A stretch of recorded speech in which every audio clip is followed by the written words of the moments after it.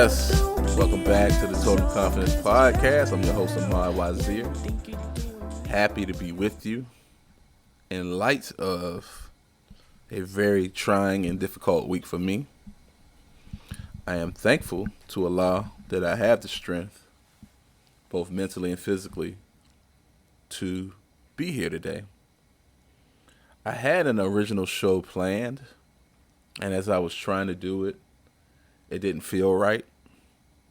And the reason it didn't feel right is because of the week that I had. I can't just snap out of it and just go here and become clinical, because my promise to myself and to those of you who have been listening is that I remain authentic. And so today's show is called Tropical Depression. And what I want to talk about is how depression affects me as a type 5, what it looks like, and the ups and downs of it, and just my experience, and hopefully me opening up and sharing this with you would resonate with you regardless of what your type is, because I have so many friends who are going through a rough time right now. So I have dealt with depression. I've been conscious of it since 2000. Okay. I had a tragedy happen, a family tragedy, which I won't get into today, maybe another time, but not today, which affected me. And I did not know how to deal with it, so I tried to just push through. In those days, I didn't really have a high level of self-awareness when it comes to these type of things as far as mental health is concerned. I knew Black history, I knew, not knew, but was studying Islam,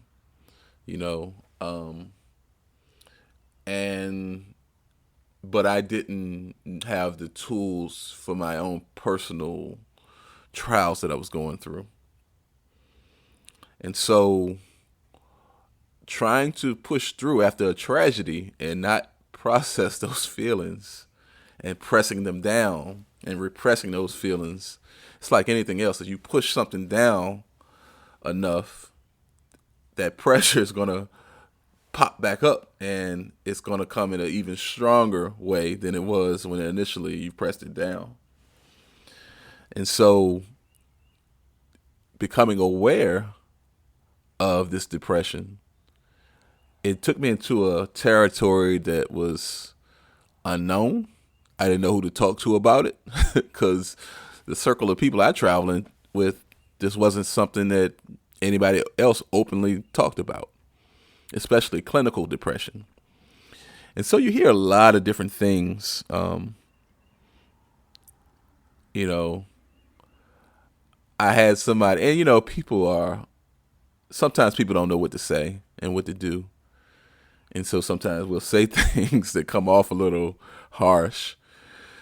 I remember I was telling a brother that, yeah, man, I'm feeling weak. He said, well, just think strong thoughts. But to paint a picture of depression for you, and I've dealt with this over 20 years, okay? Depression reminds me, and this is my own personal experience with depression. You see the horror movies like Friday the 13th, or Nightmare on Elm Street. I'm a little older than some of y'all, so, I'm talking about the old school when I ain't seen the new school horror movies. But if you remember those movies, like Friday the 13th, Jason would be, on this killing spree, and then somebody would see him and they'll get to running. And look, they got like a half a mile lead on him. And it looked like he's out of sight. And then out of nowhere, they trip up on a branch. And as soon as they look up, he's right there. Well, that's my experience with depression. No matter how far I run, it's there. It has been there. And only recently, I have a great doctor who said to me, and I didn't even initially go to her for depression. I was going to her for, just general checkup. But I felt so comfortable with her. And I was depressed one day, so I went there, and she said to me, "Man, I didn't even know you you went through this." And she said, "Ahmad, this is going to be something that's probably going to always be with you." And she gave me some movies to watch. She said, "I want you to watch the Pixar movie In and Out." And she talked about how, this internal struggle where we're trying to produce the chemicals that make us happy, and then sometimes things get in that cause us to be upset, but you want to trigger the pleasure center. The word's not coming to mind right now. She also told me to watch the Rocky movies. And the reason she told me to watch the Rocky movies, she said, because you're in a fight. And just like Rocky, now I've seen those movies years ago, but I saw 3 bits and pieces of them, but I never really sat down and watched them intently, right? And so I had no idea how profound the early ones were. Wow, they're brilliant movies. Okay, but she said you're preparing for a fight, and you can't get around the fight. But I'm going to help you and give you the tools that you need, and you need a team, and so I'm one of your team members. Your therapist is one of your team members, and we're in your corner to help you fight this and win this fight. Oh man, it's beautiful, beautiful, beautiful, beautiful, because it's a fight. And it's a fight that you can't get around by pretending it's not there, by being ashamed, by saying to yourself, "Oh, I'm just weak." "Oh, I shouldn't feel." You go through all these different types of feelings, right? I'll give you another picture of depression. I probably won't make this a long show because I don't want y'all to walk away depressed. But this reminds me of the song "It Can't Be Life" with Jay-Z, Beanie Siegel, and Scarface. And Scarface came in the studio, but right before he came in there, he got news of a tragedy. And so instead of him writing a verse that he was going to talk about himself, he talked about the tragedy that happened. And that's how I feel right now doing this show. I could have went one way, but I'm completely coming from the heart. And I pray that it lands where it should be, or where it needs to land. And I pray that it gives you strength for those of you who are going through this, or if you have loved ones who are going through it. A lot of things that we've learned growing up that were passed on to us, some things were beneficial, but some things have outlived their purpose. And I say this to say, this whole pretend that you don't feel, it is a defense mechanism, and it is a survival tactic. But to not process your true emotions, to not be authentic, first of all, with yourself and with others, causes you, first of all, to disconnect with the true essence of who you are or who I am, because I'm acting now. Okay. And then it disallows us to connect with others who are getting this version of ourselves, this homogenized, you know, version of ourselves. And so many of us are so enslaved by the fear of people seeing who we really are. And a lot of that's based on childhood trauma. Some of us were not allowed to be ourselves. Some of us were not allowed to express ourselves. One of the worst things I hate to hear a parent tell their child is shut up. Shut up. Shut up. Now, sometimes you got to tell them shut up. Don't get me wrong. Sometimes it warrants it. But if you're always telling this child to shut up, that's a command to their subconscious mind. And so what happens is through life, when they are trying to express their authentic self, now the little boy or the man who was a little boy and his mom or dad or brother or sister or whoever would constantly tell him to shut up. Now he's a grown man in a relationship with a woman, or she's a grown woman in a relationship with a man, and they want to express themselves. And their partner is like, well, tell me. But the command is there, shut up. No, I can't open up, because if I show you who I really am, that's not welcome, because I was told to shut up with my true expression. Stop crying. When we disallow people to experience their true feelings and emotions as children, we set them up for a whole lot of issues as adults. Because life is based on communication. And communication is based on expressing your true thoughts, your true feelings, and being safe to do so. And if you're not safe to do so with your own family, with your own wife, with your own husband, with your own brother, with your own sister, where are you safe to do so?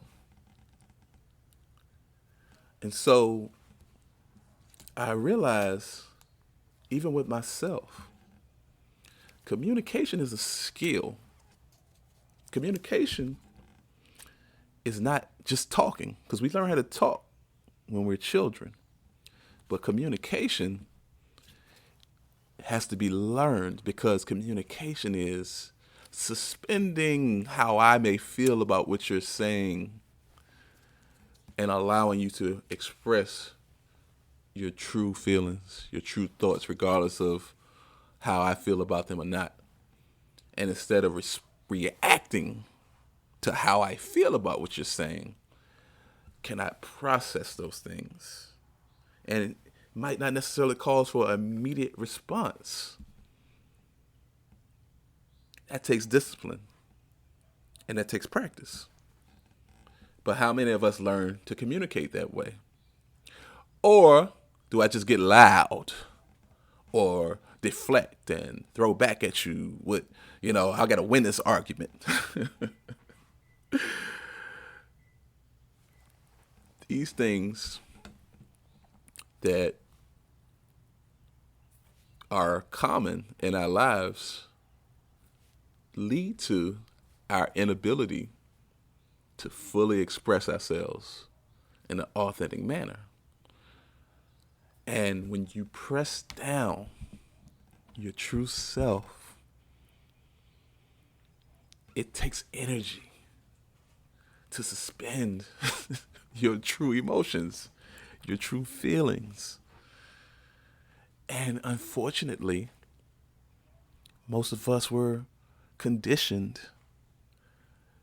We didn't have parents that allowed us to express our true feelings, our true thoughts. No, I'm an adult and I'm the authority, and you shut up and you take what I say, and I don't care how you feel. I look at people on Facebook, and we brag about the dysfunctional way we were raised as though it's like a badge of honor. You know, I've heard this, and some of us have heard this. Some of us say this to our children. You crying, they beating your ass, right? You get your parents whooping your ass, right? And you crying, which is a natural response to somebody whipping your ass as a child.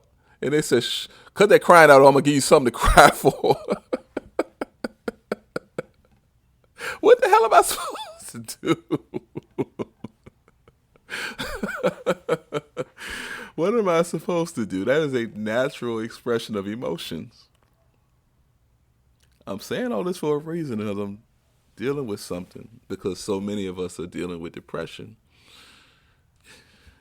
I myself, I battled it. But some of these behaviors that we learn as children and are passed on from generation to generation, you have adults who are unable to have a real conversation without becoming hostile. Do you know how limiting it is to not be able to communicate with people? We brag about, and this is me. Let me talk about me. I'm talking about me. Man, I can cut somebody off just like that. And I would brag about that. I would brag about being able to cut somebody off. Yeah. And I see stuff on Facebook. Yeah, man, somebody just, I don't even say nothing, man. I just, so nobody is allowed to wrong us. So a person is not even given the opportunity to correct that wrong. The first time they wrong us, we cut them off. Or it might not be the first time, but we disallow people to at least acknowledge, and on the other end, they might not have the maturity to. So we're unable to build build real communities. Because the word communication, community, think about in church, communion, where you eat the wafer or bread or cracker or whatever, and you drink the wine or grape juice or whatever they use. And the whole idea is to become one with Christ. Okay? Community. And it all goes back to the word common. Common doesn't mean, when we have something in common, that don't mean we're exactly the same and we see things the same way. But we have enough things that we align with or agree with that we're able to sustain a healthy connection. But if we never learn to communicate, the first sign of offense, I'm cutting you off. And so we're basically it's like sandcastles. This is our community. It's like sandcastles. There's no strong foundation. As soon as a little water hits, I'm done with you. 20-year friendship. First time, or this person pisses me off, I am afraid to be vulnerable enough with this person to say, hey man, what you said hurt me. And on the other end, this person may be so insecure and don't have the maturity to acknowledge and sit there and listen to somebody expressing without deflecting, without getting defensive, without gaslighting. So I want you to understand how our inability to communicate disallows us to have real, solid relationships. we have these behaviors, we have these tendencies to do the same thing over and over because the subconscious mind likes routine. The subconscious mind it likes habits. It helps us to develop habits, you know? Well, if we don't acknowledge the destructive behavior that's in our subconscious mind that we're acting out and repeating, we're just bouncing from one person to the next person to the next person, you know? If we're constantly falling out with people for the same thing, it's a time to look at ourselves. I'm saying all this because a lot of our depression, and I'm not a doctor. If you're depressed, let me just put this disclaimer. Talk to a professional. Talk to somebody that you trust. Talk to somebody that's qualified, somebody who has the bandwidth to process and help you process those things. But our inability to communicate disallows us true connection. And true connection, we're social creatures, allows us the freedom to be who we are, but yet be a part of a community, a family, an organization, something that's bigger than ourselves. So I'm learning that I have to suspend my reactions when somebody's saying something that I don't like. Because the worst thing we can do, and we do this every day, is to invalidate someone's feelings. I know y'all don't like L. Ron Hubbard. I know y'all make mockery of Scientology, but there's some useful things in there. I studied Dianetics a few years back. And one of the tools that they use in Dianetics it's a triangle, it's called ARC. And one point says affinity. The second point, reality. And the third point, communication. And in Dianetics, if you break one of those, you break all of those. For example, if you come to me and you say, man, I'm going to be a millionaire in 10 years. And I said, man, fool, you ain't even got a job. I have violated your reality and imposed my perception of reality on you, which breaks the communication because you're going to get defensive or react or withdraw, which breaks the affinity, the connection. Affinity is the coming together, the bond. Okay? If I feel some kind of way and we're friends and I just completely cut you off and do not communicate with you, I'm breaking the affinity because you have no idea what I feel. You just know I've ghosted you. And that violates the reality because I'm thinking, oh, we cool. So this is a useful tool. And I'm not here to promote any religion, but I'm all about what's useful. And everybody got something to offer. So anyway, our inability to express our needs and our inability to create a safe space for others to express their true needs is the reason why a lot of us are miserable.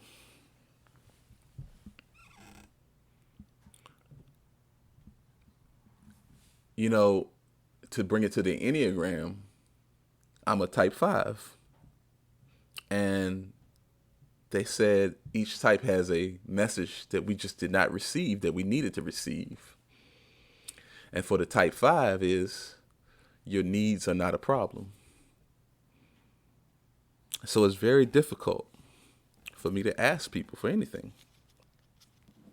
But that's not real life. That's not reality. We all are creatures of need. It's okay to, if someone loves you, I'm not asking you for your last dollar. I'm not asking you for something that's, essential to you, but just a simple favor. I have a hard time doing that because subconsciously I didn't hear that my needs aren't a problem. This is a childhood. This is programming from my childhood. And so I battle depression, and sometimes I believe it's because I'm not fully expressing. Now, again, this is not no medical diagnosis. I know there are different layers to depression. So, but I feel that deep down inside, I know that there's a greatness that's buried deep down inside of me that I'm not fully expressing. And so it's pushing down that God force, that spark of divinity, that creative force. And when I'm not in the full expression of it, many of us work these jobs, and I'm not going to speak negatively about a job. If it's something that allows us to take care of our families, it's a blessing to be able to provide for our families, But often in these jobs, we have to press down who we really are. You don't have the freedom to express who you truly are. Because if you express who you truly are, in the book, The 48 Laws of Power, you never outshine the master. So you're dealing with egos. You're dealing with people that are insecure. And if you were to, because you're not this person on the hierarchy, who the hell are you to say this or say that to me? It's the most ignorant thing. Because everybody has something to offer. A title does not mean that I'm superior to someone. And I say this, even in me, in leadership positions, I am never intimidated by those who I've been called to serve. I got smart people around me. And if you know how to do something, here you go. Hey, you taking that off of my plate. I'm going to help you develop. I will never push someone down because I'm developed enough to know that it's not about my ego. It's about a common goal. So, in my conclusion, this has been a trying week. I've really dealt with some really, a lot of different feelings, which I won't go into. But I will say this. The guy Twitch that committed suicide that was on Ellen DeGeneres' show, when I saw that guy dancing, they showed the video of him maybe like 24 hours, maybe 48 hours. I don't remember exactly how long it was before or prior to him committing suicide. And he looked so happy. I saw myself. Because people are surprised when I say I deal with depression. Oh man, you're so positive. You're always so. And a lot of times, those of us who are so hell-bent on helping people, we're trying to fix something in them that is broken in ourselves. But when I saw that guy, I saw myself. Because if I ever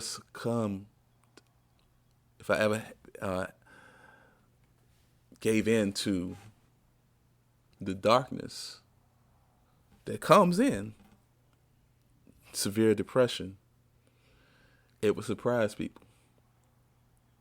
Now, I'm not saying that that's where I'm at, but that's always a possibility. When people deal with depression, that's depending on the severity of it. This is what I say, and I close out this. The illustration that I give depression is I'm in the middle of a hurricane, and I got a little flimsy little tent, or maybe a flimsy little shack, but I'm still getting drenched, and the wind is blowing, and it's feeling like I'm going to perish. That hurricane, in that moment, if you're in that moment, it feels, you're not thinking about tomorrow. You're thinking about that moment right there, and you're thinking, I'm not going to make it. This is what severe depression looks like to me. In that very moment, when the heat of what I'm dealing with, it feels permanent. It feels like it's not going to end. And so, but to those of us who deal with depression, that's an illusion. It's not permanent. There's no such thing as a permanent hurricane. As bad as it is, it's going to dissipate. And when it does dissipate, we have to put ourselves in position to get the tools, to get the help that we need so that we are able to better survive the next hurricane. And so I spoke with a friend the other day, and unbeknownst to that friend, they didn't know I was depressed. And I was slightly like, I'm just a little bit better than you. But I still was blessed and grateful that I was able to be there for that person. And sometimes actually being useful takes our mind off of ourselves and our own problems and serving others. But ultimately finding the source of that depression, ultimately going and exploring with a therapist those things, ultimately getting in our bodies, physically working out, ultimately being creative and expressing who we truly are helps. So ultimately eating better, because some of the foods that we eat cause an adverse reaction. So there are a number of factors that contribute to feelings of depression. So I say this to all of those who are listening to me, and my friends tell me this all the time. Man, if you feeling like that, call me. Hey, listen, throw that lifeline, because once we gone, we gone. But as I heard someone say, suicide is a permanent solution to a temporary problem. And if you're feeling that way, call somebody, because suicide not only affects you, it affects your loved ones that we leave behind, because they have to take on the burden. They have to take on the, what did I do? What could I have done? And I hear a lot of different things, and someone was saying that they were talking about how people said suicide is a selfish act, and they were like, no, it's not. That's a person that's in pain, and they allowed that pain and have bought into the fact that or bought into the idea that that pain is permanent, or there's no way to reverse their condition, or it's only going to get better for a little while. Some real darkness, you know? And so depression is a fight, and you need a good team, and you have to prioritize yourself. Often we're spreading ourselves so thin trying to help everybody else, but we're hanging on by a string. And so, you know, often a savior's complex can stretch us thin, but that's a whole nother conversation. So I wanted to go into the levels of health of the type 5, but it would have been canned. It wouldn't have been authentic. All week I tried to get my mind right, but I just couldn't. I was in a different space, and now I'm feeling better. But I wanted to come on here and be authentic. And I hope that something I said today will help those of you who are under the sound of my voice. And if you're in that space that it feels like you're in this, I've been there, man. It just feels like this is it. I can't get no better. Something's wrong with me. Why does this keep happening to me? Somebody hurt me, or I lost a job, or I lost a position, or I lost my car, or whatever. Loss has an effect on us. And the answer is not to pretend that these things don't affect us, but to be able to express those things in a real way and have a safe space to express those things. And I will say this, the last thing I say is, some of us are against antidepressants. But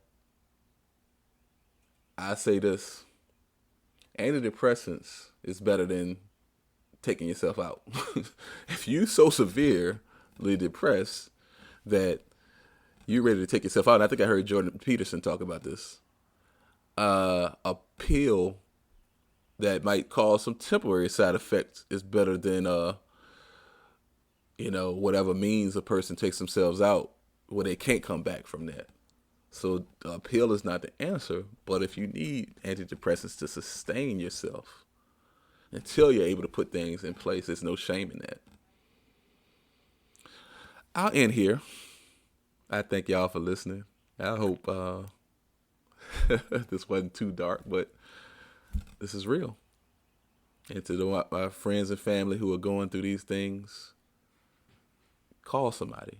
Talk to somebody. Somebody cares about you.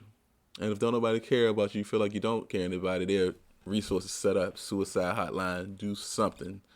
But once we succumb to that feeling, it's no coming back. Or we do so much damage if the attempt is unsuccessful.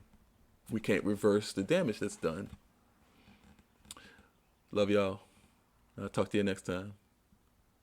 Peace.